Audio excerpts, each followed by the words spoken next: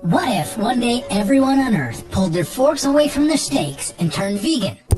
Whether for the sake of a healthier lifestyle, to alleviate animal suffering, or to fight global warming, everyone found their own reason to say no to a juicy burger, a fluffy omelet, or a cheesy pizza. Even ice cream would make the no-no list. Would a vegan diet save the planet from climate change? Would this improve your health? What would happen to all those cattle? Here's what would happen if everyone in the world became vegan. There are 20 million vegans in the US alone, 6 times more than there were in 2015. Tofu is filling in for meat on restaurant menus. Dairy-free milk alternatives are pushing their way onto supermarket shelves.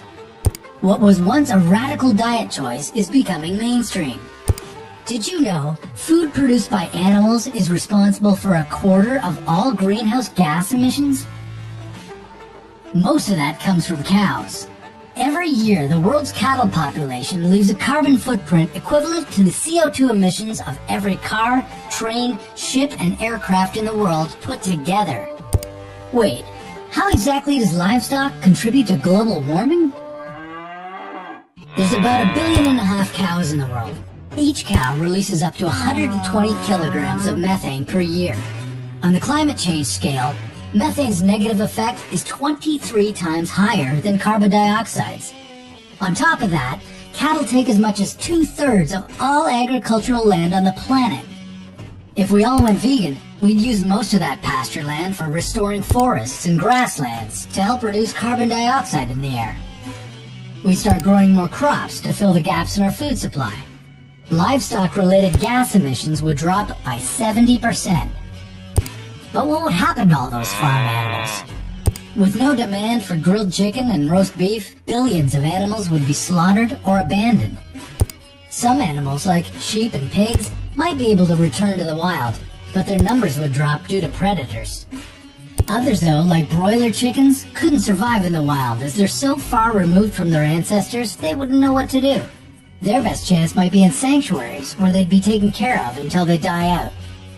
Your local butcher would have to find another job, and so would millions of farmers. They could start growing more crops or restoring forests.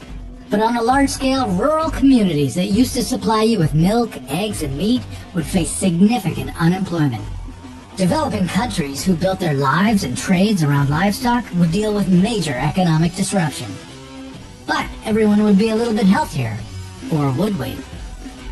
Adopting a vegan diet doesn't automatically make you a healthy eater. Vegans often miss out on vital nutrients.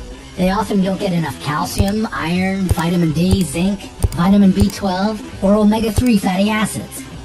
Since meat, eggs, and cheese would no longer be served as a perfect source of protein, you'd have to eat a lot of beans, soy, and lentils. But with a proper diet, we'd suffer from less coronary heart disease, stroke, and diabetes.